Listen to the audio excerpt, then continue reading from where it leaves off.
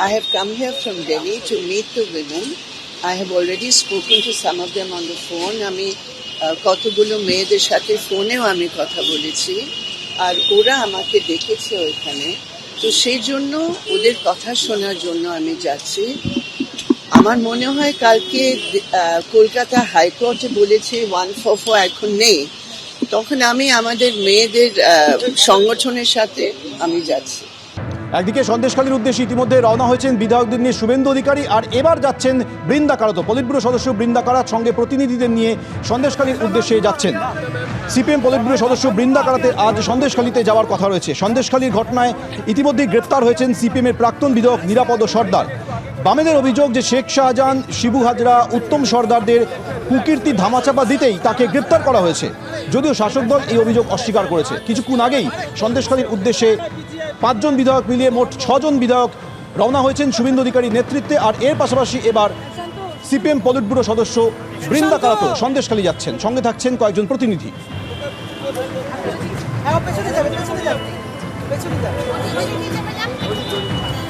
রওনা দেওয়ার সময় সিপিএম পলিট ব্যুরো সদস্য বৃন্দা কারাত তিনি কি বলেছেন শোনাব আপনাদের।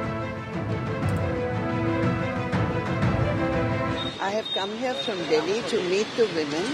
I have already spoken to some of them on the phone. আমি কতগুলো মেয়েদের সাথে ফোনেও আমি কথা বলেছি আর ওরা আমাকে ডেকেছে ওইখানে, তো সেই জন্য ওদের কথা শোনার জন্য আমি যাচ্ছি।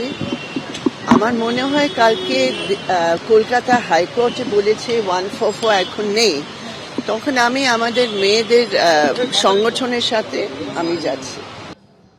এদিকে আপনারা জানেন যে গতকাল সন্দেশখালী পরিস্থিতি ক্ষতি দেখার পর রাষ্ট্রপতি শাসনের দাবি তুলেছে জাতীয় মহিলা কমিশন। এর আগে জাতীয় এসসি কমিশনও একই দাবি তুলেছিল, কিন্তু জাতীয় মহিলা কমিশন রাষ্ট্রপতি শাসনের দাবি তুলছে। হাসবো না কাঁদবো, পাল্টা কটাক্ষ শাসক দলের।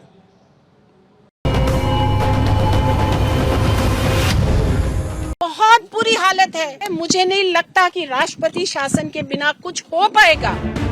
প্রথমে জাতীয় তফসিলি কমিশন, এবার জাতীয় মহিলা কমিশন। সন্দেশখালীতে ফের উঠল রাষ্ট্রপতি শাসনের দাবি। मुझे नहीं पता कि शासन कहाँ, प्रशासन कहाँ और चीफ मिनिस्टर कहाँ। मुझे लगता है उनको रिजाइन कर देना चाहिए। সন্দেশখালীর বর্তমান পরিস্থিতি কি, কারণ বলা হচ্ছে যে রাষ্ট্রপতি শাসন ছাড়া কোনো উপায় নেই। আমি এটাই বারবার বলতে চাই, সন্দেশখালীতে এখন শান্তি আছে, কোনো ইস্যু নেই। যদি কারোর কোনো কমপ্লেন্টস আছে ওনারা পুলিশের কাছে এসে বলতে পারেন, আমরা যথাযথ তার লিগ্যাল অ্যাকশন নেব। মহিলা কমিশন কেন্দ্র থেকে এসছে, মহিলা কমিশনও নাকি রাষ্ট্রপতি শাসনের সুপারিশ করছে। হাসবো না কাঁদবো, তাদের আরেকটা কমিশন এসেছিল, তারাও বলছে রাষ্ট্রপতি শাসন।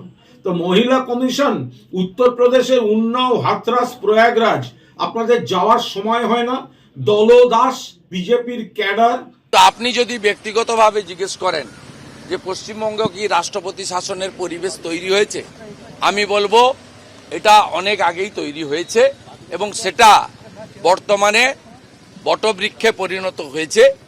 সমস্ত সাংবিধানিক বডি ভেঙে চুরে তছনছ করে দেওয়া হয়েছে, কোথাও কারোর অস্তিত্ব নেই। গত বৃহস্পতিবার সন্দেশখালীর গ্রামে গ্রামে ঘুরে অভিযোগকারিনীদের বয়ান শোনার পর রাষ্ট্রপতি শাসনের দাবি তুলেছিলেন জাতীয় তফসিলি কমিশনের ভারপ্রাপ্ত চেয়ারম্যান। পশ্চিমবাংলায় তপশিলীদের নিরাপত্তা নেই, সেখানে যদি তাদের প্রতি অবিচার হয় তো আইনে আছে রাষ্ট্রপতি শাসন দেওয়া, এবং সেইটাই আমরা দাবি করব। পার্থপ্রতিম ঘোষ, অরিত্রিক ভট্টাচার্য ও অনির্বাণ বিশ্বাসের রিপোর্ট, এবিপি আনন্দ।